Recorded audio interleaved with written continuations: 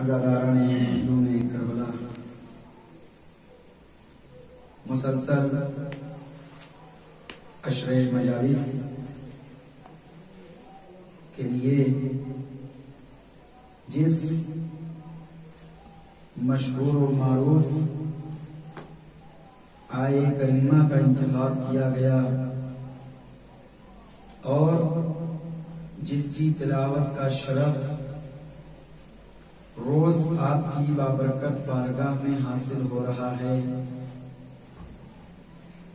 سبھی حضرات جان گئے کہ وہ سورہ روم کی آیت نمبر 30 ہے کہ جس میں خلاق کائنات ارشاد فرما رہا ہے فَأَقِمْ وَجْهَكَ لِلدِّينِ حَنِيفًا، اپنے چہرے کو یعنی اپنے رخ حیات کو، اپنی زندگی کو سیدھے دین کی طرف موڑ لو،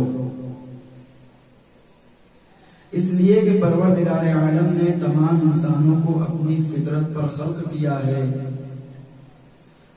اس کی خلقت میں، اس کی بناوٹ میں کوئی تبدیلی واقع نہیں ہو سکتی۔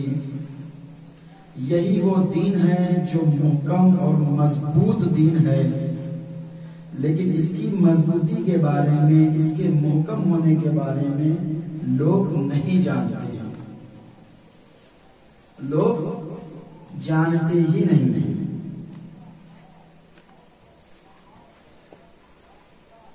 ضرورت اس بات کی اب آ گئی ہے کہ انسان اپنے کو جاننے کی کوشش کرے، اس لیے کہ ہم سے مطالبہ ہے پروردگار عالم کی معرفت حاصل کرنا، اور یہ اسی صورت میں ہو سکتا ہے کہ جب انسان پہلے خود کی معرفت حاصل کرے۔ پہلے انسان خود کو جانتا ہو تبھی تو خدا کو جان پائے گا۔ یہاں خود کی معرفت ہے نہیں تو پھر کہاں سے وحدہ لا شریک کی معرفت آئے گی، کہاں سے رسول اور ہادیان برحق کی معرفت آئے گی، کہاں سے حجت خدا امام وقت کی معرفت آئے گی، کہاں سے ائمہ اطہار کی معرفت آئے گی۔ یہ سب کا دار و مدار اور یہ سب چیزیں ڈیپینڈ کرتی ہیں انسان اپنے کو تلاش کرنے کی کوشش کرے، ضرورت ہے انسان کو۔ اور ایک بات اور بتا دیں، دوسروں کو جاننا لوگ کہتے ہیں نا بہت آسان ہے، خود کو جاننا اور سمجھنا بہت مشکل ہے، یہ طے ہے۔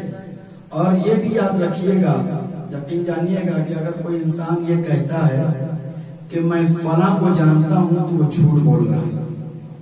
اگر کوئی انسان یہ کہہ رہا ہے کہ میں فلاں کو جانتا ہوں تو وہ جھوٹ بول رہا ہے، ابھی وہ خود کو نہیں جان رہا ہے، خود کے وجود سے ناشنا ہے، تو کیسے دوسروں کو جان لے گا؟ جاننے کا مطلب صرف نام سے جاننا کافی نہیں ہے، بہت توجہ رکھیے گا۔ نام کا جان لینا اس بات کی طرف اشارہ نہیں کرتا ہے وہ انسان دوسرے کو جانتا ہے، انسان اپنے کام اور اپنے کرموں سے جانتا ہے، یہ سب جانتے ہیں۔ انسان اپنے افعال، اپنے کردار سے، اپنی اطوار زندگی سے جانا اور پہچانا جاتا ہے، نام سے نہیں۔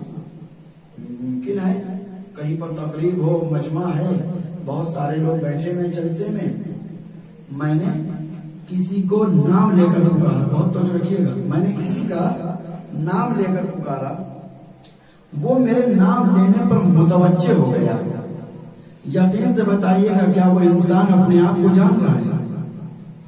میں نے اس کا نام پکارا، وہ میرے نام کے پکارنے پر متوجہ ہو گیا، کیا وہ انسان اپنے آپ کو جان رہا ہے؟ نہیں، وہ انسان اپنے نام کو جان رہا ہے، خود کو نہیں جان رہا ہے۔ وہ انسان اپنے نام کو جان رہا ہے، خود کو نہیں جان رہا ہے۔ میں اس کے قریب کیا ہو سکتا ہے، ممکن ہے کہ اس کے نام پر کوئی دوسرا آدمی بھی ہو، وہ بھی متوجہ ہو جائے، تو دو لوگ متوجہ ہو گئے نا، یہ تو جاننا ہوا نہیں۔ میں اس کے قریب گیا، جانے کے بعد اب میں نے اس کے کندھے پر، اس کے شانے پر ہاتھ رکھا، اب وہ فوراً متوجہ ہو گیا۔ انصاف سے بتائیے گا کیا وہ انسان ابھی بھی اپنے آپ کو جان رہا ہے؟ نہیں، ابھی بھی وہ اپنے جسم کو جان رہا ہے، خود کو نہیں جان رہا۔ وہ اپنے جسم کو جان رہا ہے، خود کو نہیں جان رہا ہے تو مشکل پیش آ جاتی ہے. انسان پھر یہ سوچنے پر مجبور ہو جاتا ہے تو پھر میں ہوں کون جب میں خود کو جان ہی نہیں رہا ہوں, میں خود کو پہچانتا ہی نہیں ہوں, تو پھر میں ہوں کون؟ اسی بات کو پروردگار بتا رہا ہے کہ خود کے اندر خود کو تلاش کرنے کی کوشش کرو, اپنے اندر اپنے وجود کو پہچاننے کی کوشش کرو. ضرورت اس بات کی کہ انسان خود کو جانے, ضرورت اس بات کی ہے کہ انسان خود کو پہچانے. اب آپ جانیے جب انسان سے کہا جاتا ہے کہ تم کون ہو, یا جب انسان اپنی تعریف کرتا ہے کہ میں کون ہوں تو کیا کہتا ہے؟ یہی تو کہتا ہے نا کہ جو میرا ہاتھ ہے یہی میں ہوں, یہ جو میرا سر ہے, جو میری آنکھیں ہیں, ناک ہے, کان ہے, ارے بھائی یہی تو میں ہوں. انسان سے جب پوچھے تم کون ہو تو یہی بتاتا ہے یہ میرے دو پیر ہیں. بھائی میں بھی تو ہوں, میرے دو پیر ہیں. اب آپ انصاف سے بتائیے کہ یہاں جاننا اور پہچاننا انسان کو ہے. جب کہا جاتا ہے کہ انسان تم اپنی تعریف کرو تو کہتا ہے یہ دو ہاتھ میرے اپنے ہاتھ ہیں, یہ سر میرا اپنا سر ہے, یہ آنکھیں میری آنکھیں ہیں, یہ ناک میری ناک ہے, یہ دماغ میرا دماغ ہے. تو ایک بات تو سمجھ میں آئی کہ جو میں اعضاء و جوارح کا نام دے رہا ہوں یہ میں نہیں ہوں, یہ میں نہیں ہوں. جو میں اپنے ہاتھ پیر سر دماغ کا نام دے رہا ہوں یہ میں نہیں ہوں. اس لیے اگر یہی میں ہوتا تو پھر میں اپنے ہی ہاتھ کو میرا ہاتھ کیوں کہتا, پھر میں اپنے ہی ہاتھ کو میرا ہاتھ کیوں کہتا, میں اپنے ہی سر کو میرا سر کیوں کہتا, میں اپنے ہی پیروں کو میرا پیر کیوں کہتا. اگر یہ چیزیں میری اپنی ہوتی تو پھر میں اپنے ہاتھ کو میرا ہاتھ کیوں کہتا, میں اپنی زبان کو میری زبان کیوں کہتا, میں اپنی آنکھوں کو میری آنکھیں کیوں کہتا. اس کا مطلب مستقل میرا میری یہ کہنا اس بات کی دلیل ہے میں الگ ہوں, یہ چیزیں مجھ سے جدا ہیں.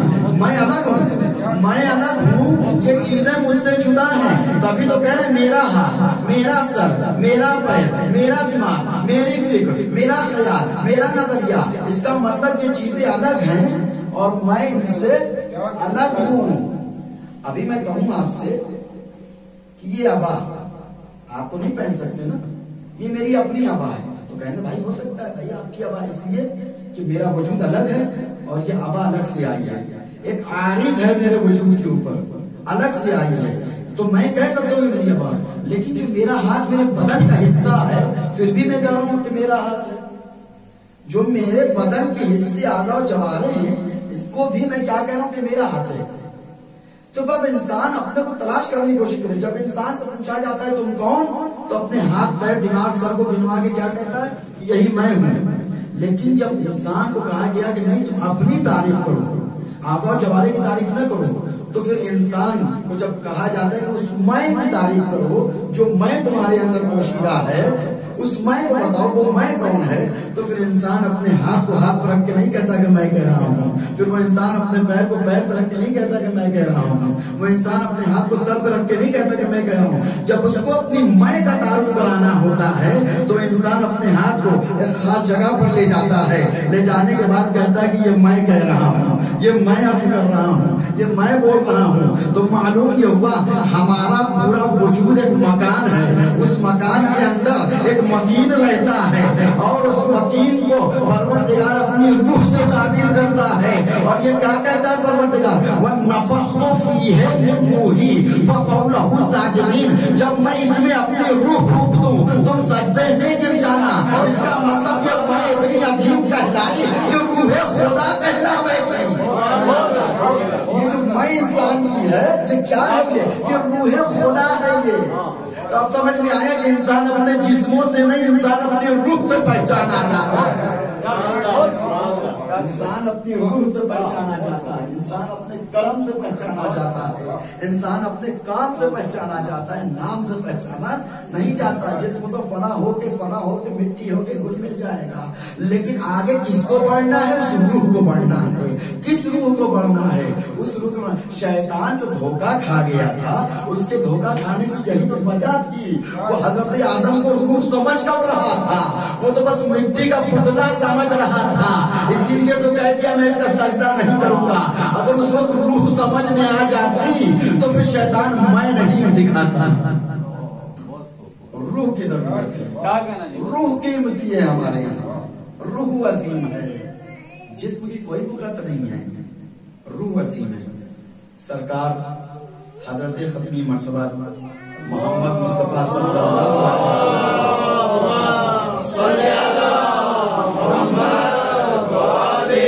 وسلم آپ کا ارشاد گرامی ہے کہ پروردگار عالم نے جسے زندگی عطا کی ہے، اگر وہ انسان اپنی روح کو گناہوں کی آلودگیوں سے پاک کر کے قیامت تک کے لیے اگر بچا کے رکھتا ہے تو پروردگار اسی عالم ملک سے اس کو عالم ملکوت کا مشاہدہ کرواتا ہے۔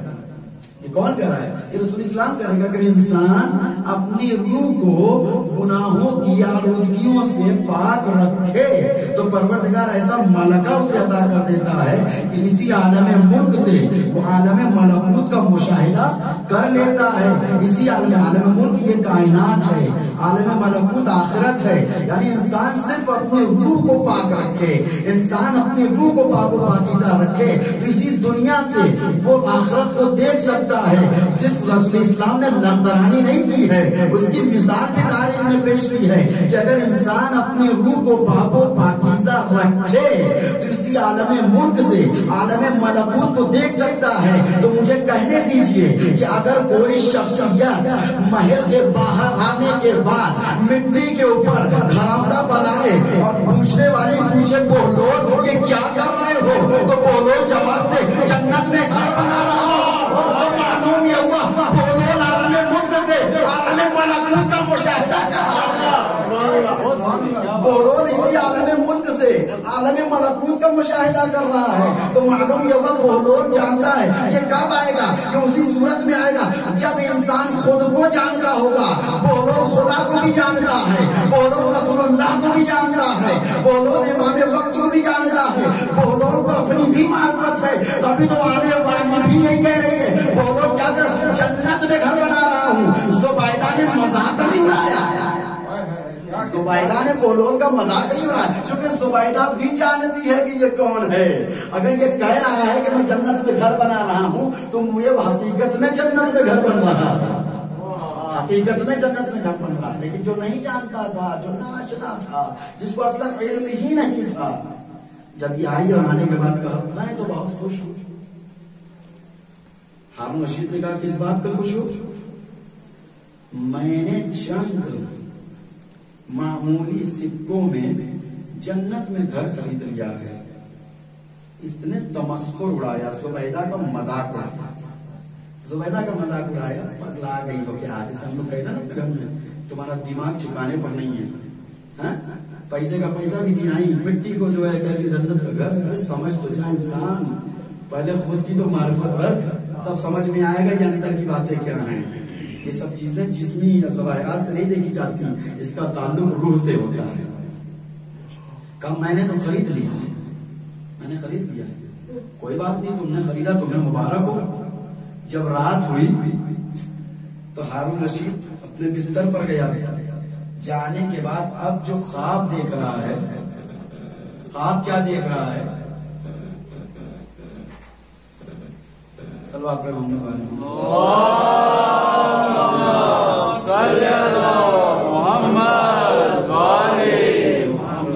خواب کیا دیکھ رہا ہے کہ زبیدہ محل میں بیٹھی آرام کر رہی ہے، بہت توجہ رکھیے گا۔ ہارون رشید خواب دیکھ رہا ہے کہ زبیدہ محل میں بیٹھی خواب دیکھ رہی ہے اور میں ہارون رشید مٹی کے ڈھیر پر کھڑا ہوا ہوں۔ کہاں تو تخت و تاج ہے ہارون رشید کے پاس، لیکن مٹی کے ڈھیر پہ کھڑا ہوا ہے۔ جب صبح نمودار ہوئی تو اب اس کو بھی شوق ہوا کہ نہیں یہ صحیح بات ہے، چونکہ رات میں نے دیکھا زبیدہ محل میں نہیں بلکہ جنت کے باغوں میں ٹہل رہی ہے، میں مٹی کے ڈھیر پہ کھڑا ہوں۔ حقیقت کیا ہے؟ محل میرے پاس ہے، ڈھیر میری قسمت میں آیا۔ محل میرے پاس ہے، مٹی کا ڈھیر میری قسمت میں آیا۔ زبیدہ نے مٹی کا گھر خریدا، جنت اس کے پاس ہے۔ صبح نمودار ہوئی، دیکھا بولو پھر سے گھر بنا رہی ہے۔ اب قریب گیا، جانے کے بعد کہہ رہا ہے بولو ارے جو ہم تم کو دیے تھے وہی ہم کو بھی دے دو۔ کہا جنت میں وہی جو گھر بنا رہے ہو وہ بیچ دو ہمیں۔ کہا نہیں اب وقت گزر گیا، بہت اب نہیں دے سکتے۔ کیوں نہیں دے سکتے؟ کہا کل کی قیمت کچھ اور تھی، آج مارکیٹ کی قیمت کچھ اور ہے۔ کل کچھ اور قیمت تھی، کہا آج کیا قیمت ہے؟ کہا تیری پوری سلطنت ایک طرف، یہ مٹی کا گھروں کا ایک طرف، تیری پوری شہنشاہی ایک طرف، تخت و تاج ایک طرف، مٹی کا گھر ایک طرف۔ ایک مرتبہ کہنے لگا یہ کوئی بات ہوئی تمہاری؟ بولو دماغ ٹھیک ہے؟ زبیدہ کو تو 3 درہم میں تم نے دے دیا، مجھے پوری سلطنت میں دے رہا ہے۔ عجب نہیں آواز ہے، زبیدہ نے اپنے جسم نہیں اپنے روح سے سودا کیا تھا، زبیدہ نے اپنے ایمان کی دولت سے اس کو خریدا ہے، تو لالچ میں یہاں تک آیا ہے۔ صلوات پڑھے محمد و آل محمد۔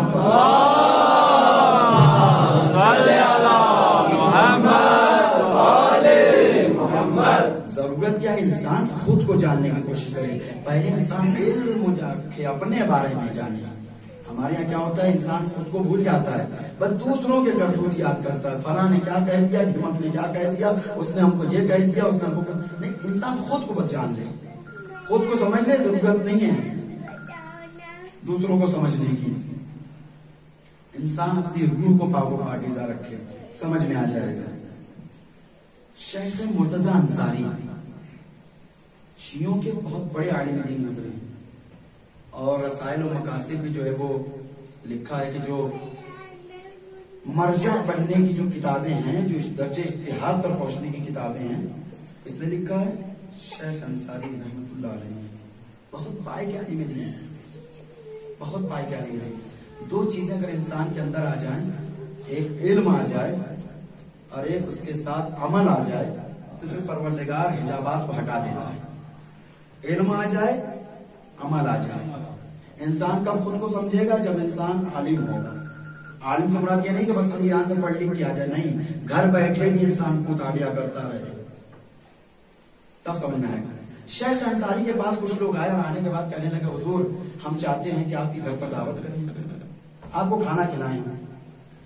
شیخ انصاری نے پہلے تو ٹھکرا دیا ان کی دعوت کو، چونکہ بھائی ظاہر سی بات ہے نگاہوں سے پردہ ہٹ چکا ہے، وہ اگر منع بھی کریں گے تو کچھ وجہ رکھتے ہوں گے، کہا ہم نہیں جائیں گے۔ لوگوں نے اصرار کیا، کہا نہیں حضور میری خواہش ہے آپ میرے گھر آئیے دسترخوان پر، اور ایک وقت کا جو ہے غذا ہم لوگ ایک ساتھ تناول فرمائیں۔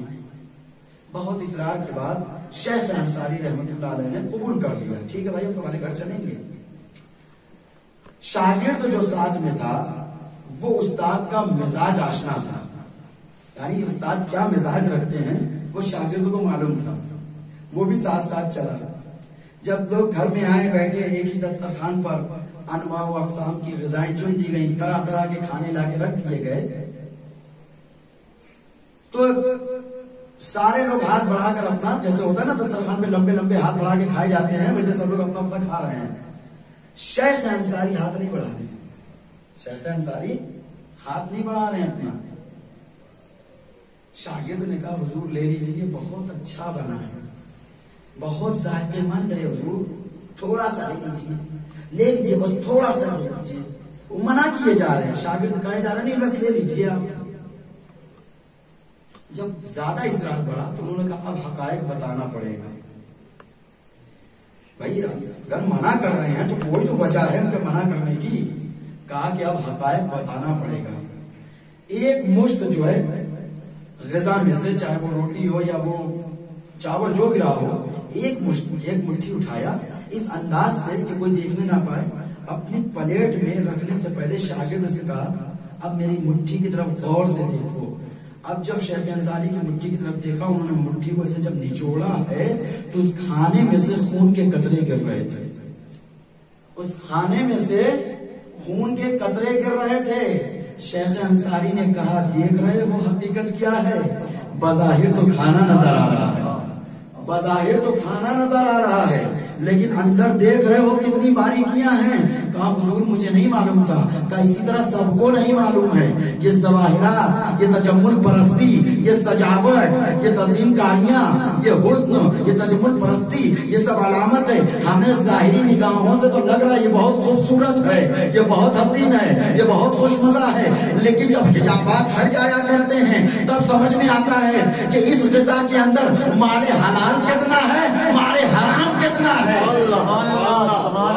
یہ کب ہوتا ہے؟ یہ ظاہری آنکھیں نہیں بتاتی ہیں، یہ انسان کا ظاہری جسم نہیں بتاتا ہے، یہ انسان کی روح بتاتی ہے، یہ روح بتاتی ہے۔ جب انسان کی نگاہوں سے حجابات ہٹا دیے جاتے ہیں تو وہ روح بتاتی ہے کہ اس کے اندر کتنی باریکیاں پائی جاتی ہیں. ضرورت کس بات کی ہے کہ انسان علم حاصل کرے, تلاشے اپنے آپ کو, پڑھے, جستجو لگا دے, اپنے پورے وجود کو مٹا دے. جب پڑھ لے گا تب سمجھ میں آئے گا کہ میں کون ہوں. جب میں سمجھ میں آ جائے گا, انسان خود سمجھ لے گا, تو پھر یہ تمام حقائق خود بخود سمجھتے چلے جائیں گے. حضرت علی بن ابی طالب علیہ الصلوۃ والسلام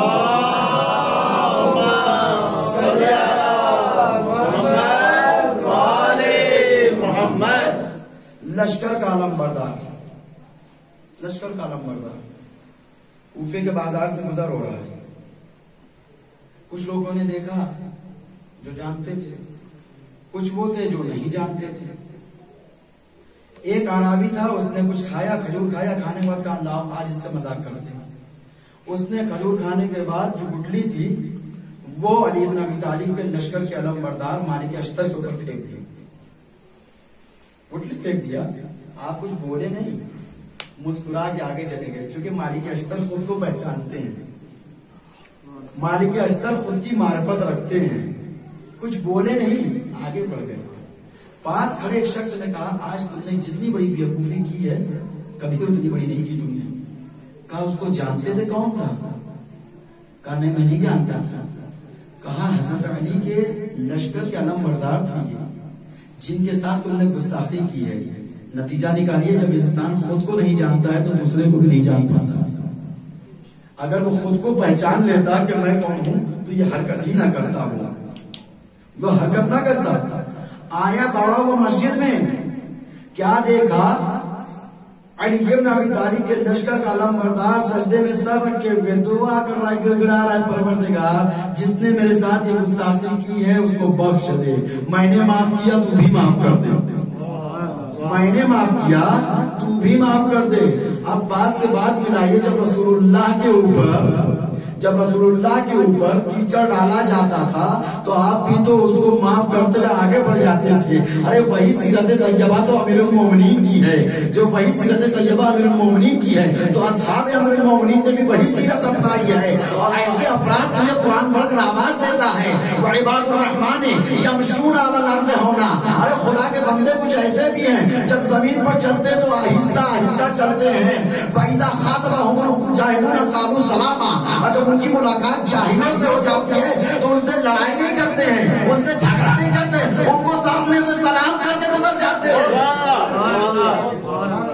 یہ سیرت طیبہ ہے رسول اللہ کی, یہ سیرت طیبہ مولا کائنات کی ہے. یہی مالک اشتر نے اپنا یہ قرآن کیا کرا وعباد الرحمن یمشون علی الارض ہونا.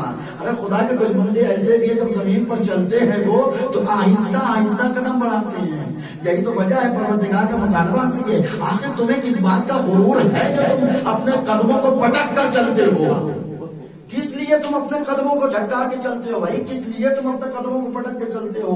قرآن آواز دے رہا ہے وَلَا تَمْشِ فِي الْأَرْضِ مَرَحًا. دیکھو زمین پر کبھی اکڑ کر مت چلنا, جب بھی چلنا تو آہستہ قدم رکھنا, آہستہ قدم رکھنا. یہی نہیں سورہ لقمان میں بھی انسان کو تذکر دلایا ہے. پروردگار ارشاد فرمایا بسم اللہ الرحمن الرحیم وَقْصِدْ فِي مَشْيِكَ, جب بھی چلو آہستہ آہستہ چلو. قرآن کہہ رہا ہے وَقْصِدْ فِي مَشْيِكَ, جب بھی چلو آہستہ آہستہ چلو. وَغْضُضْ مِنْ صَوْتِكَ, جب بھی گفتگو کرو تو آہستہ انداز میں گفتگو کرو. کیوں؟ پروردگار آواز دے رہا اِنَّ أَنكَرَ الْأَصْوَاتِ لَصَوْتُ الْحَمِيرِ, اس لیے کہ تیز آواز جو ہوتی ہے مکروہ ہوتی ہے اور مکروہ آواز گدھے کی آواز ہوتی ہے. علت بھی بتا رہا ہے پروردگار, چلنے کا انداز بتا رہا ہے پروردگار, بولنے کا طریقہ بتا رہا ہے پروردگار. ائمہ اطہار نے اسی بات کی تبلیغ بھی کیا کہ مالک اشتر نے اپنے افعال سے بتا دیا ہے کہ ہم کون سے بنتے ہیں. یہ کب ہوگا؟ یہ صورت میں ہوگا جب انسان خود کی معرفت رکھتا ہوگا, انسان خود کو پہچانتا ہوگا. جب انسان خود کو پہچان لے گا تب نوبت آتی ہے کہ انسان اپنے وقت کے امام کو پہچانے. چونکہ اب دھیرے دھیرے اشر محرم اپنی منزلوں کو بڑھ رہا ہے, اپنے وقت کے امام کو پہچانے, منزلوں کو بڑھ رہا ہے. یعنی توحید بیان کی جا چکی, عدالت کا ذکر کیا آپ کے سامنے, نبوت پر گفتگو ہو چکی ہے, اس کے بعد جو نبوت اور امامت کے درمیان جو اللہ تعالی نے آیات کا ذکر فرمایا بیان ہو چکا ہے. اب سلسلہ امامت کہ جو مہم ہے ہمارے لیے، سلسلہ امامت سب سے زیادہ مہم ہے. اور پروردگار عالم نے اس امامت کے عہدے کو کسی بڑکپن کی وجہ سے نہیں رکھا ہے، بہت توجہ رکھیے گا، کسی بڑائی کی وجہ سے نہیں رکھا ہے، کسی تکبر کی وجہ سے نہیں رکھا ہے. اس کی اصل جو بنیاد ہے، جو اس کی اصل بنیاد ہے کہ کس بنیاد پر امام کو امام بنایا ہے، اسی چیز کا ہم سے مطالبہ کیا گیا ہے کہ اگر تم اپنی زندگی میں اس نعمت کو لے آؤ گے تو تمہاری زندگی کامیابی اور کامرانی کے ساتھ بسر ہوگی. اس کا نام ہے علم. اس کا نام ہے علم. نہیں تو آپ دیکھیں سورہ بقرہ میں ارشاد ہو رہا ہے بسم اللہ الرحمن الرحیم وَإِذْ قَالَ رَبُّكَ لِلْمَلَائِكَةِ إِنِّي جَاعِلٌ فِي الْأَرْضِ خلیفہ، میں روئے زمین پر خلیفہ مقرر کرنے والا ہوں. جیسے ہی آواز فرشتوں کے کانوں سے ٹکرائی، کیا کہنے لگے؟ پروردگار ایسوں کو خلیفہ بنائے گا جو زمین پر جا کر خوریزی کرے، نسفک الدماء، جو زمین پر جا کے خوریزی کرے گا. پروردگار نے کیا کہا؟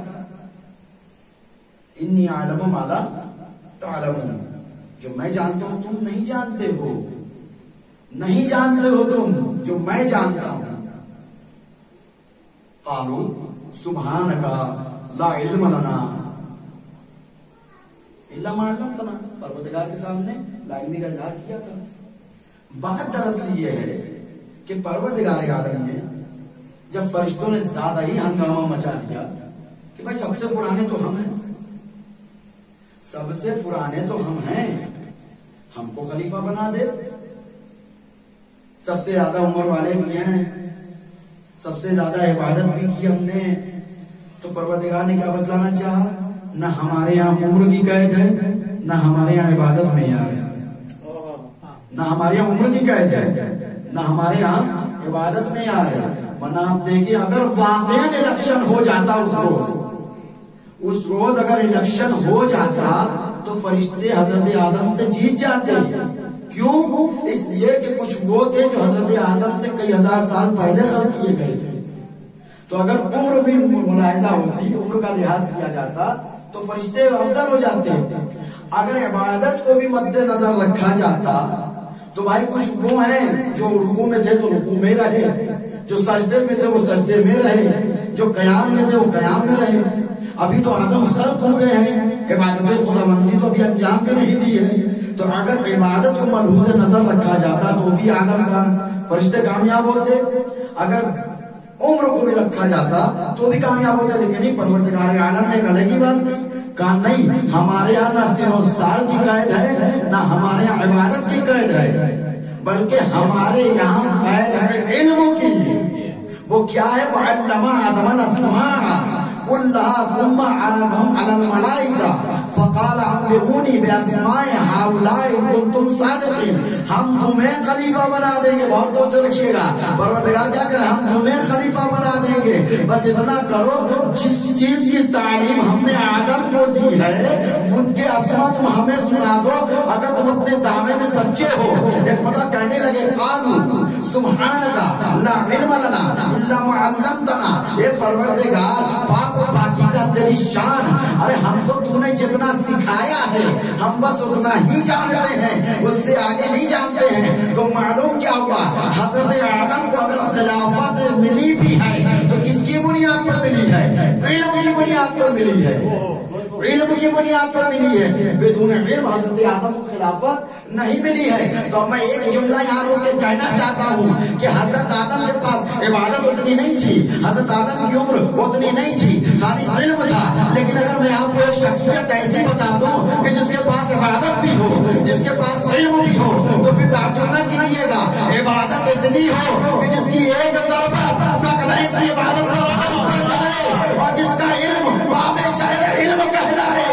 اللہم صلی علی محمد وآلہ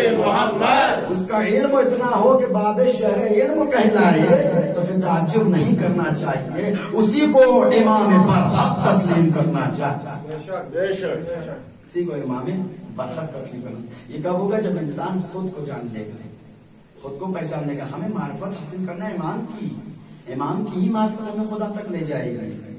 خدا کو جاننا ہے تو اس سے پہلے رسول کو جاننا ہوگا، رسول کو جاننا ہے تو اس سے پہلے امام کو جاننا ہوگا۔ جب سب چیزیں جان لیں گے تب کہا جائے گا کہ ہاں یہ دین حنیف پر ہے، ہاں یہ دین قیم پر ہے، ہاں یہ سیدھے دین پر ہے۔ ہم کو کہا گیا، حکم دیا گیا ہے علم کے سلسلے سے۔ پروردگار نے یہ نہیں کہا کہ ہم نے اگر تم کو پیدا کیا ہے تو تم ایسے جاہل ہماری بارگاہ میں آ جاؤ، نہیں، ہرگز نہیں کہا پروردگار نے۔ آواز دے رہا پروردگار، بسم اللہ الرحمن الرحیم، واللہ اخرجکم من بطون امہاتکم لا تعلمون شیئا۔ ہم نے جب تم کو تمہاری ماؤں کے پیٹ سے باہر نکالا تو تم کچھ جانتے ہی نہیں تھے، تم کچھ جانتے ہی نہیں تھے۔ وجعل لکم السمع والابصار والافئدہ لعلکم تشکرون۔ ہم نے تم کو قوت سماعت دیا، ہم نے تم کو قوت بصارت دیا، ہم نے تم کو سمجھنے کی طاقت دیا، کاہے کے لیے؟ تاکہ تم ہمارا شکریہ ادا کرو۔ کس انداز سے شکریہ؟ اس انداز سے ہوگا کہ اگر آنکھیں ہیں تو وہ کتاب کے مطالعے میں صرف ہونی چاہیے، اگر کان ہے تو اچھی باتوں کو سن کے غور کرنا چاہیے، اگر دل دیا ہے تو اچھی بات کو سمجھنا چاہیے، تب شکر ادا ہوگا اس کا۔ علم کے لیے کہا، اور یہی نہیں، صرف ایک مقام پہ نہیں کہا علم کے لیے۔ میں آپ کو مثال دے رہا ہوں قرآن کریم سے۔ اعوذ باللہ من غضب الجبار، بسم اللہ کیوں نہیں پڑھی؟ اس لیے کہ اب جو آیت پڑھنے جا رہا ہوں وہ آیت سورہ توبہ کی ہے، اور سورہ توبہ سے پہلے بسم اللہ نہیں ہے۔ اس کے حصے کی بسم اللہ کہاں آ گئی ہے؟ کہاں آ گئی ہے؟ سورہ نمل میں آئی ہے۔ بچوں یاد رکھنا، اس کی بسم اللہ کہاں آ گئی ہے؟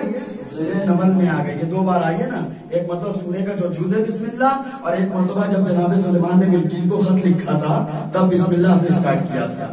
تو دو بسم اللہ ایک ہی سورہ میں آ گئی۔ سورہ توبہ میں بسم اللہ نہیں ہے تو کیا پڑھا جاتا ہے؟ اعوذ باللہ من غضب الجبار، پروردگار مجھے بچانا تیرے غضب اور جبر سے۔ کیوں کہا گیا ہے؟ کیونکہ پوری سورہ توبہ میں سوائے عذاب کے رحمت کی بات ہی نہیں ہے، اسی لیے کہا جاتا ہے دعا مانگی جاتی ہے مجھے اپنے غضب سے بچانا۔ اس میں ارشاد ہو رہا ہے، کیا ارشاد ہو رہا ہے؟ فَلَوْلَا نَفَرَ مِن كُلِّ فِرْقَةٍ مِّنْهُمْ طَائِفَةٌ، تم گروہوں میں سے ایک جماعت کیوں نہیں نکلتی علم دین حاصل کرنے کے لیے؟ یہ کون کہہ رہا ہے؟ یہ پروردگار کہہ رہا ہے۔ فَلَوْلَا نَفَرَ مِن كُلِّ فِرْقَةٍ مِّنْهُمْ طَائِفَةٌ لِيَتَفَقَّهُوا فِي الدِّينِ وَلِيُنذِرُوا قَوْمَهُمْ إِذَا رَجَعُوا إِلَيْهِمْ لَعَلَّهُمْ يَحْذَرُونَ۔ کیا پروردگار کہہ رہا ہے کہ تم گروہ میں سے، جماعت میں سے ایک گروہ کیوں نہیں نکلتا؟ کاہے کے لیے؟ علم دین حاصل کرنے کے لیے، تاکہ جب وہ علم دین حاصل کرے گا اور علم دین حاصل کرنے کے بعد فَإِذَا رَجَعُوا، جب وہ پلٹ کر اپنے گاؤں واپس آئے، قرآن کہہ رہا ہے علم دین حاصل کرنے کے بعد جب وہ پلٹ کر اپنے گاؤں واپس آئے، فَإِذَا رَجَعُوا إِلَيْهِمْ لَعَلَّهُمْ يَحْذَرُونَ، جب لوٹ کر آئے تو لوگوں کو خدا بند عالم کی اس حاصل شدہ علم سے ڈرائے کہ دیکھو اللہ تعالیٰ نے کیا فرمایا ہے، انذار کرے، تفقہ دو تردین کے بعد جب لوٹ کر آئے تو لوگوں کو، بستی والوں کو ڈرائے۔ پروردگار کہہ رہا ہے امید ہے کہ وہ لوگ ڈر جائیں گے۔ تو یہاں پروردگار نے علم دین حاصل کرنے کے لیے صاف کہہ دیا کہ نکلو اپنے گھر سے، گھر میں بیٹھے مت رہو، اپنے گھروں سے نکلو۔ کاہے کے لیے؟ علم دین حاصل کرنے کے لیے۔ اچھا، ہمارے یہاں جو کچھ لوگ علم دین حاصل کرتے ہیں یا کوئی سا علم حاصل کرتے ہیں تو سب کے اپنے اپنے مقاصد ہوا کرتے ہیں، کون کس مقصد کے تحت علم دین حاصل کر رہا ہے۔ استاد شہید مرتضی مطہری علیہ رحمت و رضوان نے جہاں ان کے افکار بیان ہوئے ہیں مجموعہ آثار، اس میں انہوں نے تحصیل علم کے سلسلے سے 3 گروہ بتائے ہیں، 3 گروہ بیان کیے ہیں۔ علم حاصل کرنے والے 3 طرح کے لوگ ہیں۔ پہلا گروہ وہ ہے، بہت توجہ رکھیے گا، پہلا گروہ وہ ہے جس کا کہنا یہ ہے ہمیں کیا ضرورت ہے پڑھ لکھ کے کون سا پی ایم بن جانا ہے تم کو۔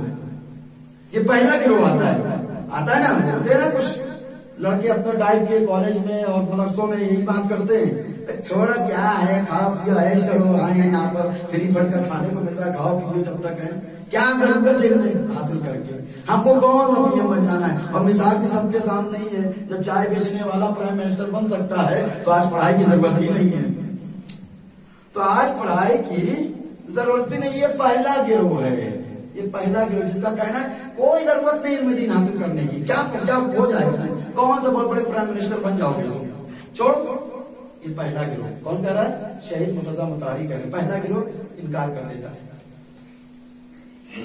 دوسرا گروہ کون سا ہے؟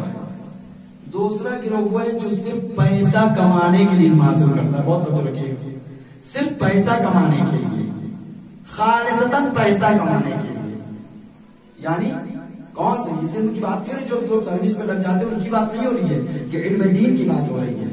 علم دین میں جو لوگ علم دین حاصل کرتے ہیں صرف اس مقصد سے کہ ہم پیسہ کمائیں گے، مومنین کو لوٹیں گے اپنے بیان سے، ہم مومنین کو لوٹیں گے اپنے بیان سے، اور ایسے افراد کون سے افراد ہوتے ہیں جو بندوں کی خاطر مجلسوں کو پڑھتے ہیں، بہت توجہ رکھیے گا، جو بندوں کی خاطر مجلسوں کو پڑھتے ہیں، ان کی نگاہ میں خدا نہیں ہوتا ہے، وہ اس لیے دیکھتے کہ بانیہ مجلس ہمارا خوش ہو جائے، وہ یہ دیکھتے ہیں چار مومنین جو نعرہ لگاتے ہیں ان کے چہرے پر سرور کی کیفیت طاری ہو جائے، وہ یہ دیکھتے ہیں اگر مجلس کامیاب ہو جائے گی تو ان کو بہت سا لوازمات دیا جائے گا، ان کی نگاہ میں اللہ نہیں ہوتا ہے، غیر اللہ ہوتے ہیں، وہ بندوں کے لیے مجلس پڑھتے ہیں۔ اور ایسے ہی خطیب کے لیے بازار کوفہ میں بیمار کربلا نے لعنت بھیجا ہے اور آواز دی ہے، فَإِنَّكَ أَيُّهَا الْخَطِيبُ اشْتَرَيْتَ رِضَا الْمَخْلُوقِ بِسَخَطِ الْخَالِقِ فَتَبَوَّأَ مَقْعَدَكَ مِنَ النَّارِ، لعنت ہو تجھ پہ اے خطیب، تجھے چاہیے تھا کہ رضایت الہی کا سودا کرتا،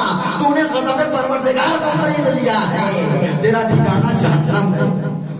بازار کوفہ میں لعنت بھیجا ہے، بیمار کربلا نے لعنت بھیجا ہے ایسے خطیب کو کہ جو صرف کیا کہہ رہا تھا، یزید کی طرف سے تو بیان دے رہا تھا وہ، ارے بھائی اگر اہل بیت کی طرف سے بیان دیتا تو شاید لوگ کے نیزہ پہ امام حسین کو صبر و قرار آ جاتا، لیکن نہیں، خلاف امام حسین بیان دے رہا تھا، بندے خوش ہو جائیں، دنیا والے خوش ہو جائیں، بیمار کربلا نے لعنت بھیج دیا بازار کوفہ میں۔ یہ دوسرے نمبر کے جو پیسہ کمانے کے لیے، لوگوں کو خوش کرنے کے لیے علم حاصل کرتے ہیں۔ تیسرا گروہ کیا ہے؟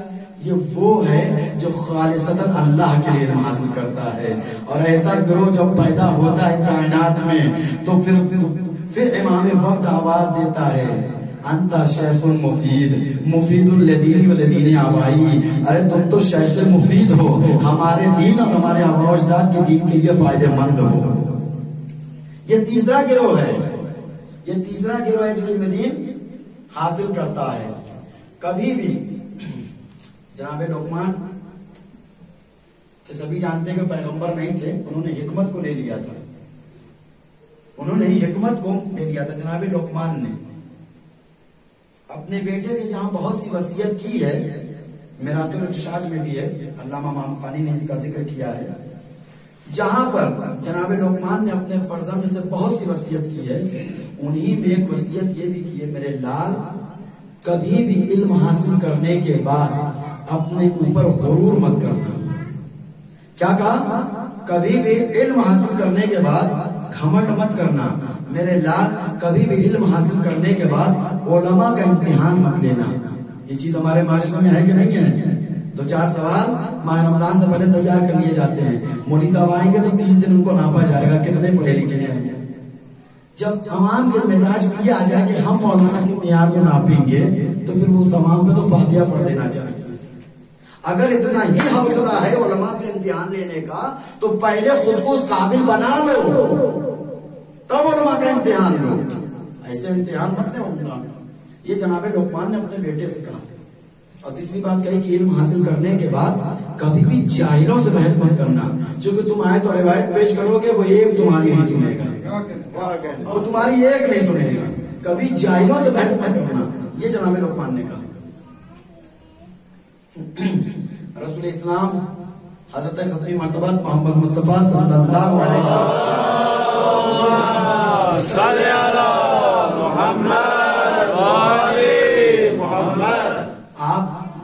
آپ سے روایت ہے کہ بنی اسرائیل میں ایک شخص تھا، بہت توجہ رکھیے گا، کبھی بھی کوئی بھی علم، چاہے دنیاوی علم ہو چاہے دینی علم ہو، کبھی بھی علم حاصل کرنے کے بعد گھمنڈ نہیں کرنا ہے، فخر نہیں کرنا ہے۔ رسول اسلام روایت بیان کر رہے ہیں کہ بنی اسرائیل میں ایک شخص تھا، بنی اسرائیل میں ایک شخص تھا، وہ جناب موسیٰ علیہ السلام کے پاس آیا اور آنے کے بعد کہنے لگا، اے موسیٰ، ہم کو یہ خیال آ رہا ہے کہ اس پوری بنی اسرائیل والی بستی میں آپ سے بڑا کوئی عالم دین نہیں ہے۔ کس سے آگے کہہ رہا ہے؟ جناب موسیٰ علیہ السلام۔ اچھا ہوتا ہے نا کبھی کبھی آپ ہماری تعریف کریں تو اندر سے پھولے نہیں سماتے، ایک دم خاموش رہیں گے، کیوں؟ ارے میری تعریف ہو رہی ہے، بھائی چپ رہو اور دیکھیں کتنی تعریف ہوتی ہے۔ جناب موسیٰ علیہ السلام خاموش ہو گئے، اس لیے نہیں کہ میری تعریف ہو گئی، بس خاموش ہو گئے، جبکہ جناب موسیٰ کو فوراً ہی جواب دینا چاہیے تھا۔ پروردگار عالم نے جبریل امین کو کہا، جاؤ موسیٰ کو بچا لو، کہیں ایسا نہ ہو کہ موسیٰ اس خود پسندی کی وجہ سے ہلاک ہو جائے۔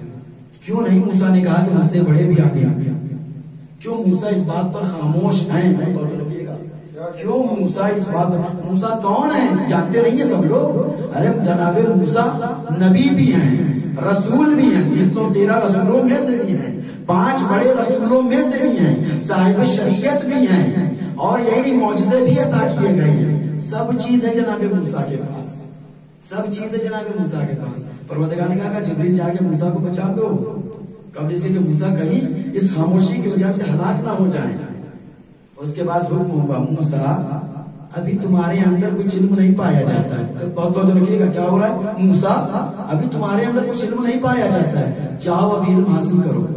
یعنی موسیٰ کو نبی بنا کر بھیجا ہے، صاحب توریت ہے، صاحب کتاب ہے، اللہ سے پیغمبر ہے، حکم کیا ہوا؟ موسیٰ جاؤ علم حاصل کرو۔ سورہ کہف کی آیت نمبر، یہی سورہ کہف جس کا ذکر کل کیا تھا میں نے تفصیل سے، اسی سورہ کہف، بہت کچھ سورہ کہف کے اندر ہے، اسی لیے تو سید الشہداء نے اس کی تلاوت کا شرف حاصل کیا تھا، لوگ کہنا چاہتے ہیں بہت کچھ۔ سورہ کہف کی آیت نمبر 65 سے لے کے 85 تک کا مطالعہ کیجئے گا جا کر کے۔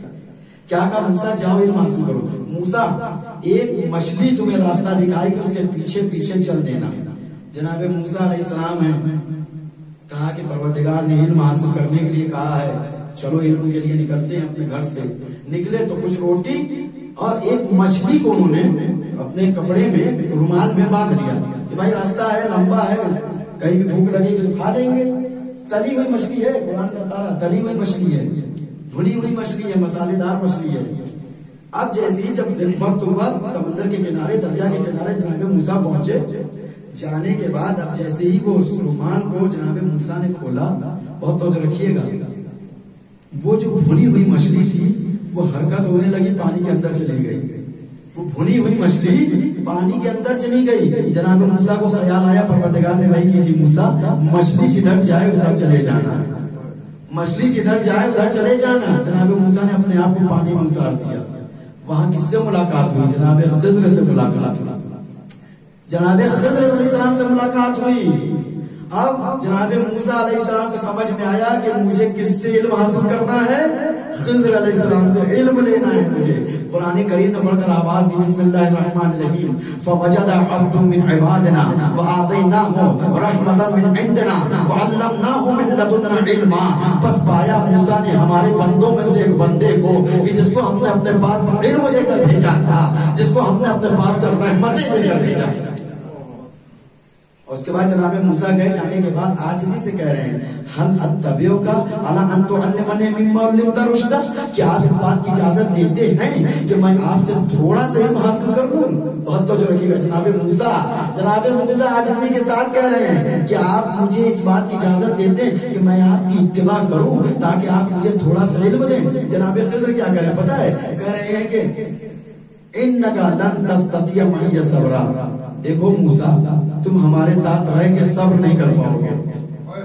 جناب خضر کی آواز دے رہے ہیں، دیکھو موسیٰ تم ہمارے ساتھ رہ کر صبر نہیں کر پاؤ گے۔ جناب موسیٰ نے یقین دلایا، نہیں میں آپ کے ساتھ رہ کے صبر کر لوں گا۔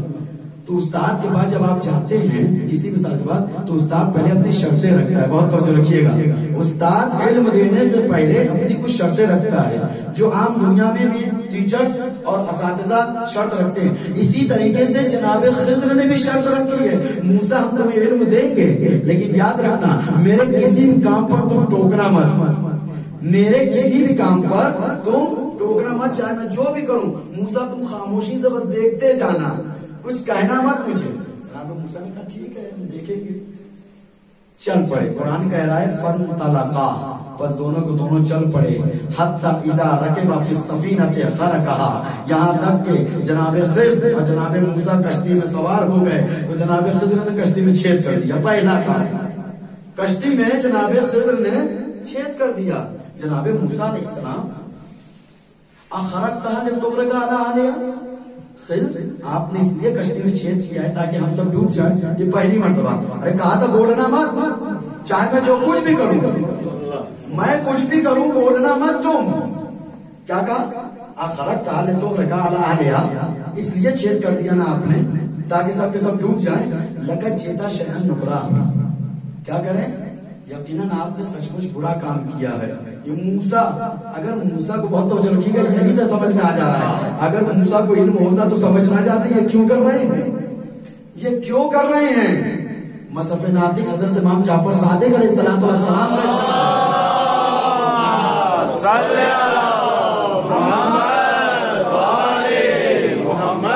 جناب امام جعفر صادق اسلام فرماتے ہیں کہ علم ماکان کا علم جناب موسیٰ کے پاس تھا، علم ما یکون کا علم جناب خضر کے پاس تھا۔ یہ بھی دونوں لفظ میں آپ کو سمجھا دوں۔ علم ماکان کہتے ہیں پاسٹ ٹینس، گزرا ہوا، ماضی کا علم جو ہے، ماضی کا جو علم ہے، جو گزرا ہوا علم ہے، وہ کون کس کے پاس ہے؟ جناب موسیٰ کے پاس ہے۔ لیکن فیوچر میں جو ہونے والا ہے، فیوچر میں جو ہونے والا ہے جسے علم ما یکون کہا جاتا ہے، اس کا علم خضر کے پاس تھا، موسیٰ کے پاس نہیں تھا۔ یہ چھٹے امام بتا رہے ہیں۔ صاحب شریعت ہونے کے باوجود بھی حکومت چاہو پڑھو لکھو، ہم لوگ بچوں سے کہتے ہیں نا پڑھو لکھو، تو بچے سنتے نہیں ہیں۔ سن لو بچوں، پڑھو، جتنا ہو سکے اتنا پڑھو۔ جب جناب موسیٰ کو ہم بولا ہے جا کے علم حاصل کرو، تو ہماری تمہاری تو کوئی گنتی ہی نہیں ہے، ہماری تمہاری کوئی گنتی نہیں ہے، سب کو پڑھو جا کے۔ جناب خضر نے کہا کہ علم اقول لک انک لن تستطیع معی صبرا، موسیٰ ہم نے دیکھو تم سے پہلے ہی کہا تھا مت بولنا تم، لیکن پھر بھی تم بول پڑے، کیا کریں؟ اچھا ٹھیک ہے حضور، یہ پہلی مرتبہ قرآن کی آیت باقاعدہ، قرآن کی آیت معافی مانگی ہے۔ کہا حضور یہ پہلی مرتبہ تھا، بس چھوڑ دیجیے، جانے دیجیے۔ فانطلقا، پھر قرآن کہہ رہا ہے دونوں کے دونوں چل پڑے۔ حتی اذا لقیا غلاما فقتلہ، دیکھا سامنے سے نوجوان چلا آ رہا ہے، نکالی تلوار، جناب خضر نے سر قلم کر دیا، اڑا دی، اس کی گردن اڑا دی۔ جناب موسیٰ علیہ السلام کو کہا رہا جانا، اقتلت نفسا زکیۃ،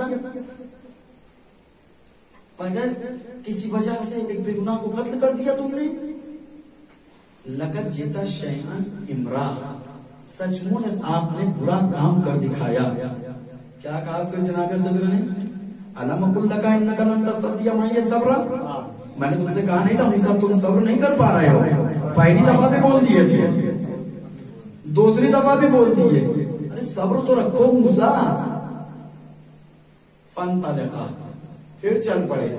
حتی اذا اتایا اہل قریہ، یہاں تک کہ ایک بستی سامنے آئی، بہت توجہ رکھیے گا، ایک بستی سامنے آئی، ایک بستی آئی سامنے، دیکھا کہ اس بستی کی دیوار جو ہے وہ گرنے والی تھی۔ اچھا اس بستی کا نام تھا ناصرہ، ناصر کہتے ہیں مدد کرنے والے کو، اور ناصرہ اس کا مفعول ہے، اس کو کہا جاتا ہے مدد کرنے کی جگہ۔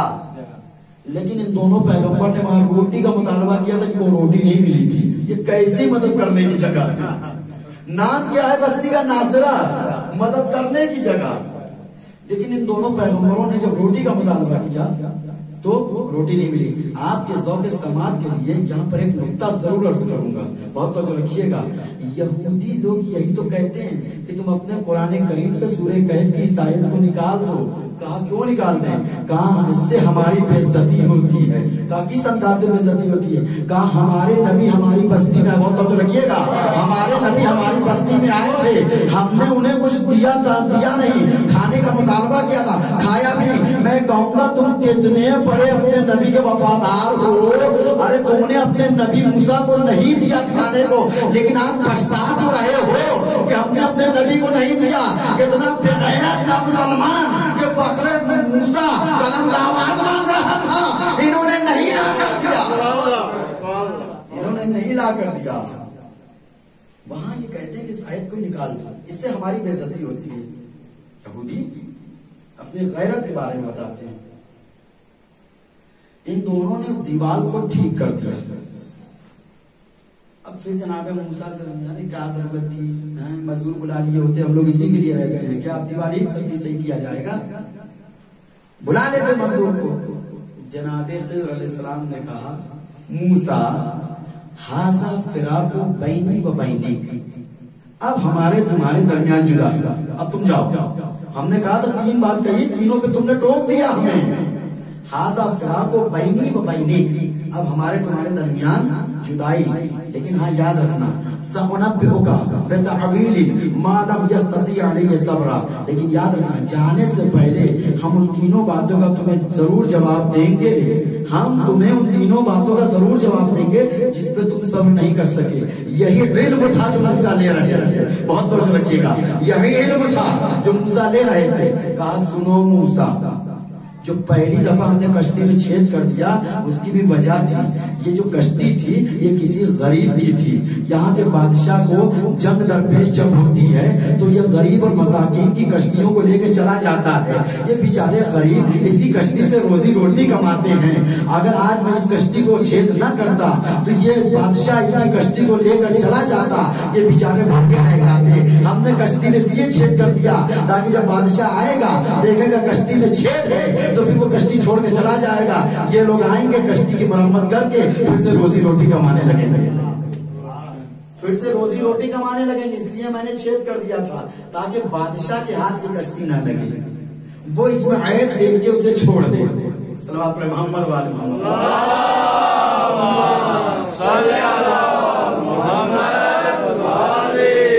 وہ اس میں عیب دیکھ کے اسے چھوڑ دے، اسے جانے دے. اچھا دوسرا کون سا مورد تھا؟ وہ غلام کو کہا آپ نے مار دیا. پھر کہا وہ نوجوان جو ہے اپنے گھر میں اپنے والدین کے اوپر ہاتھ اٹھاتا تھا، اپنے والدین کے اوپر ہاتھ اٹھاتا تھا، اپنے ماں باپ کو مارتا تھا، پیٹتا تھا. کوئی ضرورت نہیں تھی اس کے رہنے کی. جب وہ والدین کے احترام ہی کو نہیں سمجھ رہا تھا تو اس کا وجود اس دنیا میں بیکار تھا، اس کا وجود اس دنیا میں بیکار تھا. اسی مقام پر آنے کے بعد چھٹے امام ارشاد فرماتے ہیں کہ جہاں پر جناب خضر نے اس جوان کو قتل کیا تھا اس کی جگہ پر پروردگار عالم نے اس مومن والدین کو ایک ایسی بیٹی عطا کی ہے کہ اس کی سلب سے 70 انبیاء پیدا ہوئے. اس کی سلب سے 70 انبیاء پیدا ہوئے. نہیں اگر اس کو قتل کیا ہے جناب خضر نے تو بعد میں ایک بیٹی بھی عطا ہوئی ہے جس کی سلب سے 70 انبیاء آیا ہے. اس کے بعد کہا جو تیسرا مورد تھا جو دیوار کو ہم نے تم نے مل کے ٹھیک کر دیا، اس کے اندر یتیم بچوں کا خزانہ تھا. دیوار گر جاتی خزانہ سامنے آ جاتا، محروم تھے اس کے والدین اور یہ دونوں بچے خزانے سے محروم رہ جاتے. بستی والے زر و جواہرات لے کے چلے جاتے، جس کا حق تھا اس کو نہ مل پاتا. اس لیے ہم دونوں نے مل کے اس کو چھپا دیا. اب ہمارے تمہارے درمیان جدائی. جاؤ تم نے بہت علم لے لیا ہم سے، اب جاؤ خدا حافظ. یہ جناب خضر نے جناب موسیٰ کو لوٹا دیا.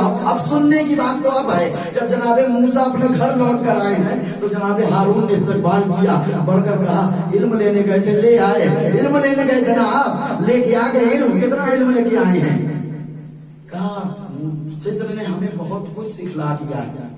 کہا کوئی ایسی بھی بات ہے جو آپ کے نہ سمجھ میں آئی ہو اور جو نہ آپ کے استاد خضر کے سمجھ میں آئی ہو؟ بہت توجہ رکھیے گا. کوئی ایسی بھی بات ہے، کوئی ایسی بھی بات ہے کہ جو آپ کے استاد کو بھی نہ سمجھ میں آئی ہو نہ آپ کے سمجھ میں آئی ہو؟ کہا ایک چیز ایسی گزری ہے جس کو نہ میں سمجھ پایا نہ میرے استاد خضر سمجھ پائے. کہا وہ کون سی شے ہے؟ وہ کون سی شے ہے؟ کہا جب ہم لوگ کشتی میں سوار ہونے کے لیے سمندر کے کنارے پہنچے ہیں تو ہم نے دیکھا کہ ایک پرندہ آیا. بہت توجہ رکھیے گا. بہت توجہ رکھیے گا، ایک پرندہ آیا ہے اور آنے کے بعد اس نے اپنی چونچ میں، اپنی منقار میں چند قطرہ پانی کا لیا، لینے کے بعد کبھی اس نے مشرق کی طرف پھینکا، کبھی اس نے مغرب کی طرف پھینکا، کبھی اس نے شمال کی طرف پھینکا، کبھی اس نے جنوب کی طرف پھینکا، پھر چند قطرہ پانی کا لیا، کبھی اڑا، اڑنے کے بعد اس نے آسمان کی طرف پھینکا، کبھی اس نے چند قطرے آگ کو اسی سمندر میں گرا دیا۔ نہ میں سمجھ پایا کہ یہ کیا ہو رہا ہے، نہ میں استاد خضر سمجھ پایا کہ کیا ہو رہا ہے۔ اسی وقت پروردگار عالم نے ایک فرشتے کو بھیجا، اس نے آ کے سمجھایا یہ پرندہ بھی تم دونوں کو کچھ علم دینا چاہ رہا ہے، یہ پرندہ تم دونوں کو کچھ سمجھانا چاہ رہا ہے۔ کہا کیا سمجھانا چاہ رہا ہے؟ کہا یہ پرندہ جو پانی پھینک کے بتا رہا ہے، قسم اس پروردگار کی جس نے مشرق کو مشرق بنایا ہے، جس نے مغرب کو مغرب بنایا ہے، جس نے شمال بنایا ہے، جس نے جنوب بنایا ہے، جس نے آسمان کا شامیانہ لگایا ہے۔ یاد رکھنا اے موسیٰ اور اے خضر، ایک زمانہ آئے گا جب پروردگار اپنا محبوب بندہ خلق کرے گا جس کا نام محمد مصطفیٰ ہوگا، اس کا نام بھائی ہوگا، اس کا نائب ہوگا، جس کا نام علی مرتضیٰ ہوگا۔ ان دونوں کا علم اسی دریا کے مانند ہوگا، یعنی وہ دونوں کا علم اسی سمندر کی طرح ہوگا۔ تم دونوں کی مثال ایسی ہے جیسے پرندے نے چند قطرہ لیا اور لینے کے بعد اسی سمندر میں گرا دیا ہے۔ معلوم یہ ہوا اہل بیت کا جو علم ہے وہ مثل سمندر کے ہیں۔ اہل بیت کا جو علم ہے وہ مثل سمندر کے ہے۔ اے موسیٰ اور اے خضر، تم دونوں نے جو درے اہل بیت سے کیا ہے، تم دونوں کا جو علم ہے بس اتنا ہی ہے جیسے بحر علم ہو، ایک علم کا سمندر ہو اور اسی میں سے چند قطرہ لیا گیا ہو، بس ارباب ایسا سخت مرحلہ ہے علم دین حاصل کرنے۔ باقی انشاءاللہ کل کی مجلس میں اس کے آگے کی گفتگو بتائیں گے۔ جب جناب موسیٰ علیہ السلام لوٹ کر آئے اور آنے کے بعد بتایا تو روایت آگے بڑھ کے آواز دیتی ہے اہل بیت کا کتنا علم ہے، یہ روایت بڑھ کے آواز دیتی ہے، اور وہ آواز یہ دیتی ہے کہ اگر موسیٰ علیہ السلام جناب خضر علیہ السلام کے پاس کچھ دیر اور اگر رہ جاتے تو جناب خضر انہیں 70 ایسے مقامات کی زیارت کرواتے جس کا علم موسیٰ کو نہیں تھا۔ یہ معصوم فرما رہے ہیں، معصوم فرما رہے ہیں کہ اگر موسیٰ خضر کے پاس کچھ دیر اور ٹھہر جاتے تو خضر انہیں 70 ایسے مقامات کی زیارت کرواتے جس کا علم موسیٰ کو نہیں تھا۔ پھر معصوم آگے ارشاد فرماتے ہیں کہ اگر موسیٰ اور خضر ہم آل محمد میں سے کسی ایک کے ساتھ ہوتے تو ہم انہیں 70,000 ایسے مقامات کی زیارت کرواتے جس کا علم نہ موسیٰ کو تھا نہ خضر کو تھا۔ سبحان اللہ، سبحان اللہ، اس کا علم نہ موسیٰ کو تھا نہ خضر کو تھا۔ ایسے نہیں کہہ دیا انا مدینہ العلم وعلی بابھا، میں شہر علم ہوں اور علی اس کے دروازہ ہیں، ایسے نہیں کہا ہے۔ کچھ تو بات تھی، عالم علم لدنی ہے یہ وہ حضرات، عالم علم لدنی ہے۔ پروردگار عالم نے بس اپنے آخری منزل میں پروردگار عالم نے جو فضیلت مولائے متقیان کو دی ہے اور ائمہ میں وہ فضیلت نہیں ہے۔ کس اعتبار سے ابھی میں آپ کو بتاتا ہوں۔ چہادہ معصومین برابر ہیں، ان میں کسی میں کوئی بھی کم و زیادتی نہیں ہے، سب برابر ہیں، سب معصوم ہیں، لیکن حفظ مراتب کا لحاظ کیا گیا ہے۔ بھائی کہتے ہیں نا سب سے بڑے رسول اسلام ہے، تو کیوں کہا جاتا ہے؟ کیونکہ ان کا مرتبہ تھوڑا بڑا ہے، تھوڑا کیا سب سے زیادہ بڑا ہے، سب سے زیادہ رسول اللہ کا مرتبہ۔ اسی طریقے سے اماموں میں اس کو فضیلت سب سے زیادہ حاصل ہے، امام علی علیہ السلام کو حاصل ہے۔ کیوں حاصل ہے یہ بھی بتاتے ہیں کیوں حاصل ہے۔ آپ غور کیجئے گا، جب بھی مجلس کے بعد میں گھر جائیے گا تو غور کیجئے گا، ہمارے جتنے بھی امام اللہ تعالیٰ کی جانب سے بنائے گئے ہیں، جتنے بھی ہمارے امام ہیں، سارے ائمہ کے جو فرزند ہیں، بھائی کسی امام کے 4 بیٹے ہیں، کسی امام کے 2 بیٹے ہیں، کسی امام کے 3 بیٹے ہیں، ہے نا، کسی امام کے 2 بیٹے ہیں، اسی انداز سے ہیں۔ ہمارے سارے ائمہ میں سب کے بہت زیادہ بیٹے تھے، لیکن اللہ تعالیٰ نے اپنی امامت کے لیے ایک ہی کو امام بنایا ہے۔ بہت توجہ رکھیے گا، تمام ائمہ میں سوائے علی بن ابی طالب کے اور تمام اماموں کی اولادوں کو ایک ہی کو امام بنایا ہے۔ جیسے مثلا چوتھے امام کی اولاد میں سے بہت ساری تھی، امام کس کو بنایا؟ امام زین العابدین کو. آپ کے اولادوں میں بہت سے تھے لیکن امام کون ہوا؟ امام جعفر صادق علیہ السلام ہوئے. امام جعفر صادق علیہ السلام. آپ کے بیٹے بہت سے تھے، امام کون ہوا؟ امام موسیٰ کاظم. ایک ہی تو ہوگا ہے نا، لیکن مولائے کائنات کے بعد دو بیٹے، دونوں کو امام بنایا ہے. یہ اور اماموں سے فضیلت ہوئی کہ نہیں ہوئی؟ ہوئی کہ نہیں ہوئی؟ ایسا نہیں کہ امام نہیں تھے اور اماموں کے پاس اور بیٹے نہیں تھے بیٹے، لیکن امام ایک ہی کو بنایا ہے. یہاں مولائے کائنات کے دونوں بیٹے ایک کے بعد ایک کو امام بنایا. دونوں کو ایک وقت میں امام نہیں بنایا ہے ایک بار، لیکن بنایا دونوں کو امام ہے. وجہ کیا ہے؟ یہ بہت بڑی وجہ تھی اس کے پیچھے. دونوں بیٹوں کو امام بنایا چونکہ دین و اسلام کو دونوں بیٹوں کی ضرورت تھی. اور تو رکھیے گا، دین اور اسلام کو دونوں بیٹوں کی ضرورت تھی. اسی لیے جب بھی کبھی بھی مارکا آ جاتا تھا، چاہے علم کا ہو چاہے جنگ کا ہو، تو مولائے کائنات کو رسول اسلام دو ہی چیزیں عطا کرتے تھے. جب صلح حدیبیہ کا موقع آیا تھا تو رسول اللہ نے قلم علی کو دیا تھا. جب خیبر کا موقع آیا تھا تو رسول اللہ نے علم علی کو دیا تھا. جب خیبر کا موقع آیا تھا تو علم کس کو دیا تھا؟ علی بن ابی طالب کو دیا تھا. صلح حدیبیہ میں بھی قلم کس کو دیا؟ قلم کس کو دیا؟ حضرت علی کو دیا. کیوں؟ اس لیے کہ معلوم ہے کہ ایک موقع ایسا آئے گا علی کا ایک بیٹا اس سے صلح لی جائے گی، لہذا قلم بھی علی کو دو. ایک بیٹا ایسا ہوگا جو جہاد کے لیے کربلا کے میدان میں آئے گا، لہذا علم بھی اسی کو دو. قلم بھی دیا ہے اور علم بھی دیا ہے.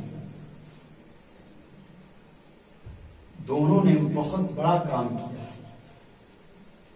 شجاعت حسنیہ کو بیان نہیں کیا جاتا ہے، بیان کرنا چاہیے. ارے جس وقت امام حسن جنگ پر آتے تھے اس وقت کسی کی بہادری کا اعلان نہیں ہوتا تھا. صرف شمشیر جب چلتی تھی تو شمشیر جو ہے وہ لہجہ حیدری میں گفتگو کرتی تھی. ایسا نہیں ہے، لوگ سمجھتے ہیں کہ بس امام حسن علیہ السلام سے صلح کر لی گئی. امام نے صلح نہیں کی، امام سے صلح لی گئی. اور لوگ یہ سمجھتے ہیں کہ معاذ اللہ امام شجاعت نہیں رکھتے تھے. بہت سے مارکے گواہ ہیں، خود صفین، نہروان، جمل، یہ سب تھے، مولا شہید تھے. ارے جو کام سید الشہداء نے میدان کربلا میں کیا ہے، اگر اس وقت امام حسن کو کرنا پڑتا تو وہی کام کرتے. علم ان کے ہاتھ میں ہوتا، قلم حسین علیہ السلام کے ہاتھ میں ہوتا. ایسا نہیں ہے. لذان حسان قائمان عادلان، یہ دونوں کے دونوں امام وقت ہیں. چاہے تو ایک صلح کر کے صلح لے کے جو ہے وہ بیٹھ جائے، چاہے تو ایک جہاد کے لیے قیام کر لے. دونوں امام. اور جتنی شجاعت حضرت حسن علیہ السلام کے اندر پائی جاتی تھی، من نوعاً وہی شجاعت جناب قاسم علیہ السلام کے اندر آئی. وہی شجاعت جناب قاسم علیہ السلام. کم سن جناب قاسم علیہ السلام. امام حسن مجتبی علیہ السلام دنیا سے جا رہے ہیں. کم سن ہے جناب قاسم، کم سن. جگر کے 72 ٹکڑے ہو چکے ہیں جناب حسن مجتبی علیہ السلام کے. جگر کے 72 ٹکڑے ہو چکے ہیں، تشت میں آ کے گر گئے. جناب زینب ایک ایک ٹکڑوں کو اٹھا کے رکھ رہے ہیں. جناب زینب نے تو وہیں سے مسائل نانا اور مادر گرامی اور مولائے کائنات بابا اور امام حسن مجتبی، ایک عادت سی ہو گئی ہے جناب زینب کو مسائل برداشت کرنے کی. ایک عادت سی ہو گئی. ہر مقابل کبھی تو شہزادی کو سکون ملا ہوتا، نہیں ملا سکون. کہاں سے ملتا؟ ارے جب سکون نہیں دیا گیا تو سکون ملتا کہاں سے؟ لیٹے لیٹے آخری وقت ہے، سوچ رہے ہیں، اپنی نگاہ امامت سے دیکھ رہے ہیں کہ میرا بھیا حسین کو تنہا ہو جائے گا. ایک مارکا ایسا آئے گا جب میرا بھیا یکو تنہا ہو جائے گا اور کوئی میرے بھیا کی مدد کرنے والا نہیں ہوگا. ایک خط کو لکھا ہے، لکھنے کے بعد اسے تعویذ بنا کر جناب قاسم کے بازو پر باندھ دیا ہے.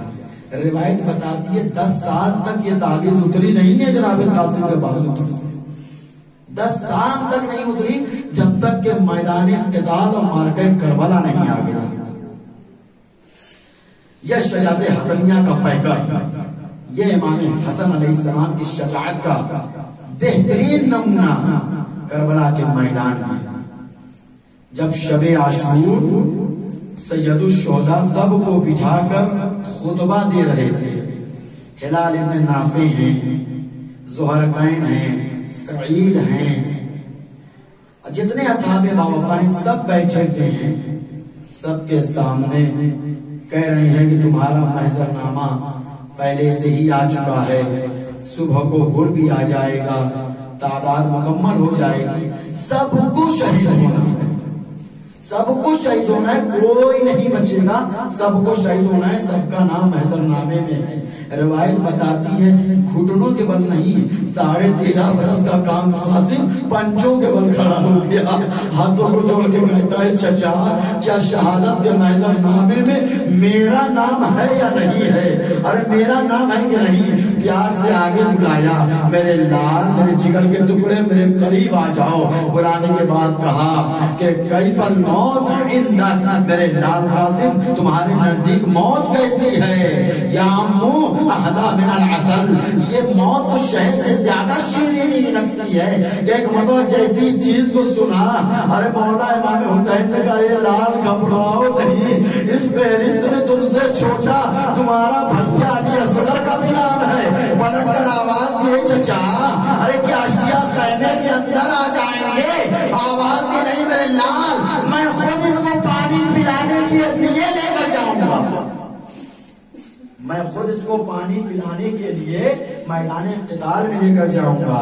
صبح عاشوراء نمودار ہوئی ہے، ہر صحابی اپنی سواری کو مہمیز کر رہا ہے تاکہ وہ جام شہادت نوش کرے، لیکن جیسے ہی اون و محمد کھڑے ہوئے، ایک مرتبہ جناب قاسم بھی کھڑے ہو گئے، اے چچا یہ بھٹی زینب کے بچے جا رہے ہیں، اے چچا مجھے نہیں جانے دیں گے۔ قاسم بیٹھ جاؤ، لہذا بیٹھ گئے۔ اس کے بعد اور لوگ چائے میں شہادت نوش کر رہے ہیں، پھر جناب قاسم اٹھے، اے چچا کیا مجھے اجازت نہیں ملے گی؟ قاسم بیٹھ جاؤ۔ 13.5 برس کا سن ہے جناب قاسم کا، ارے چہرہ سرخ ہو چکا ہے، آنکھوں سے زاروں قطار آنسو جاری ہیں، دوڑتے ہوئے خیمے میں آئے، مقتل کا جملہ ہے، اپنے سر کو اپنے گھٹنے میں رکھ کے زور زور سے رونے لگے۔ ارے جیسے ہی اس آواز کو ام فروا نے سنا، دوڑتی ہوئی آئی، اے میرے لال کیا ہو گیا؟ کسی نے کچھ کہہ دیا ہے کیا؟ ارے بتاؤ اپنی اماں کو کیا ہو گیا؟ ارے ایک مطلب پھوٹ کے رونا شروع کر دیا، اے اماں، ارے چچا سب کو پڑھنے کی اجازت دے رہے ہیں، پتہ نہیں مجھ سے کیا گستاخی ہو گئی ہے، کل رات کہا تھا آج اجازت نہیں دے رہے ہیں، کل رات تو کہا تھا شہید ہونے کے لیے لیکن آج اجازت نہیں دے رہے ہیں۔ اجلکم اللہ، خدا آپ کسی غم میں نہ رلائے، رو لیجئے کہیں ایسا نہ ہو رسول اللہ کے بڑے نوازے کو شکایت نہ جائے کہ ارے کی تو امانت تھی میری، وہ بھی شہید ہو گئی۔ اجلکم اللہ، خدا کسی غم میں نہ رلائے سوائے غم حسن مجتبی اور شہید کربلا کے۔ لیجیے ارباب عذاب و منزل بھی قریب آئی ہے کہ جناب قاسم نے جیسی ام فروا سے کہا، ایک مرتبہ خیال آیا میرے لال ذرا اپنی آستین کو اوپر کرو، اپنی آستین کو اوپر کرو۔ ارے ایک مرتبہ آستین کو اوپر کیا، دیکھا ایک تعویذ ہے، میرے لال ذرا اسے پڑھو تو صحیح۔ اب جیسے ہی جناب قاسم کی نگاہ اپنے بابا کی تحریر پر گئی، ارے ایک مرتبہ وہ سنو سان یاد آ گیا، اپنا باپ یاد آ گیا۔ ارے خدا کسی کو عالم غربت میں کسی یتیم کو اس کے باپ کی یاد نہ دلائے جو خط کو پڑھنے کے بعد مانزلی بیٹھ کے رونے لگا، اے اماں اگر ہمارا بابا بھی ہوتا۔ خدا آپ کو کسی غم میں نہ رلائے۔ ارے ایک مرتبہ تعویذ کو پڑھا ہے، پڑھنے کے بعد اس میں لکھا تھا ولدی قاسم، میرے لال قاسم، اذا کان امک فی کربلا، جب تمہارا چچا کربلا کے میدان میں احاطہ فی الاعداء، دشمنوں کے سامنے گھر جائے تو میرے لال سب سے پہلے اپنی جان کو قربان کر لینا، میں تو نہیں رہوں گا، میری طرف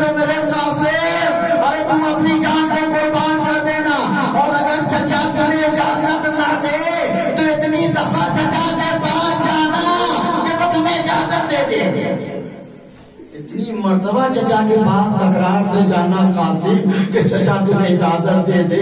لیجیے ارباب اعضاء بس خط کو لیا. جناب ام فروا نے اپنے سر پہ رنا کو ڈالی. ایک بڑا جیسی نکلنے لگی دور کرسی پہ. ارے جلوہ افروز اس شہداء کی نگاہ پڑ گئی. ایک بیوی جو اپنے خیمے سے باہر آ رہی ہے. حضرت عباس سے کہا عباس آخر دیکھو یہ کون ہے جو تمہارے ہوتے ہوئے کوئی بیوی محفل سے باہر آ رہی ہے. عباس چڑھا پڑھ کر پوچھو تو صحیح. اب جیسے گئے دوڑتے ہوئے آئے. اے مولا غضب ہو گیا. آقا آقا حضرت مصطفیٰ کی بیوہ ام فروا آ رہی ہے. جیسے جناب فروا کا نام سنا عزت جناب حسن کے لیے امام حسین نے کرسی چھوڑ دی. ارے مجھے بلا لیا ہوتا.